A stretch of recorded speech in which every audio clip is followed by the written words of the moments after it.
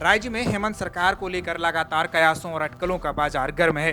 BJP जहां back to back tweet कर हेमंत सरकार के जाने की भविष्यवाणी कर रही है, तो वहीं सत्ता पक्ष सब कुछ ठीक है का जुमला दोहरा रही है।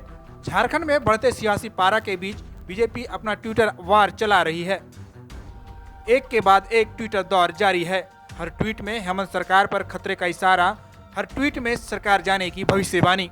इससे झारखंड की राजनीतिक में सवालों और कयासों का दौर जारी हो गया है। दरअसल इलेक्शन कमीशन ने मुख्यमंत्री हेमंत सोरेन के खिलाफ लगे आरोपों पर सुनवाई पूरी कर ली है और कभी भी आयोग अपने फैसले से राज्यपाल को अवगत करा सकती है। ऐसे में भाजपा ने झारखंड में ट्विटर वार चला रखा है। इस ट्विटर वार की कमान थाम रखी है गोड्डा से बीजेपी सांसद निशिकांत दुबे ने। निशिकांत दुबे लगातार ट्विटर पर हेमंत सरकार के जाने की भविष्यवाणी कह रहे हैं। लगातार ट्वीट पर ट्वीट किए जा रहे हैं। लगातार हो रहे ट्वीट से झारखंड की सियासत में अटकलों का बाजार एक बार फिर गर्म हो गया है। वहीं सत्ता पक्ष की ओर से सब कुछ ठीक होने का दावा कर रहा है। सत्ता पक्ष की माने तो एनडीए के सभी विधायकों में एकजुटता है और अगर हेमंत सोरेन की सदस्यता जाती भी है तो इससे सरकार पर कोई असर नहीं पड़ेगा। देखिए, अभी फैसला नहीं आया और फैसला के पहले ख्याली पुलाव जो बना रहा है भारतीय जनता पार्टी, ये बनाना उचित नहीं है। देखिए, अभी जो न्यायालय इसकी इलेक्शन कमिश्नर का जो जजमेंट आएगा, आने के बाद देखिए इस पर विचार किया जाएगा।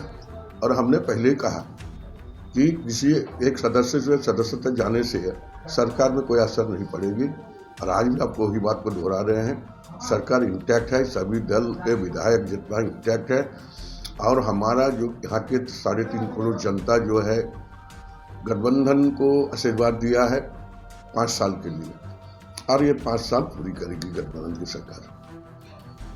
फिलहाल सत्ता पक्ष इलेक्शन कमीशन के फैसले आने तक अपनी रणनीति जग जाहिर नहीं करना चाहती है।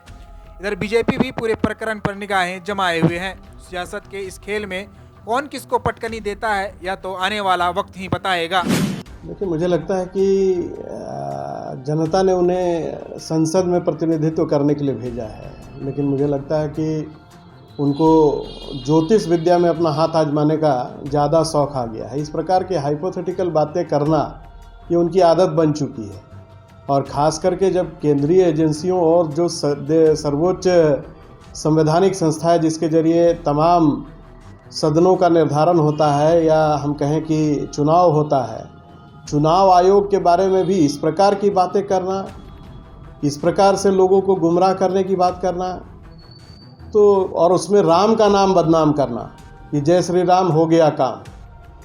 भाई, आप कहना क्या चाहते हैं ना, खुल करके आइए।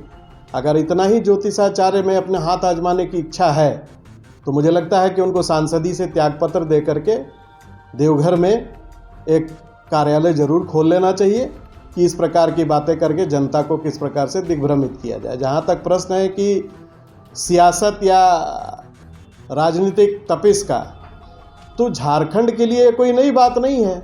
झारखंड में अगर कोई मामला आया है, चुनाव आयोग में बात है, वहाँ सुनवाई हो गई है, लेकिन जिस प्रकार की बेसब्री दिखाई जा रही है, आखिर इस बेचैनी का सबब क्या है? रफ्ता रफ्ता वक्त गुजरने दीजिए, तस्वीर अपने आप साफ होती चली जाएगी। हम तो ये चाहते हैं कि चुनाव आयोग जब सुनवाई करने के बाद अपना मंतव्य दे तब उसके आधार पर आगे कोई बातें कहे जाएं, लेकिन इस प्रकार से राजनीति में बने रहने के लिए मीडिया में बयानबाजी करके, अनर्गल प्रलाप करके अगर राज्य की जनता को गुमराह करना ही उनका एकमात्र उद्देश्य है तो ये उनको मुबारक हो।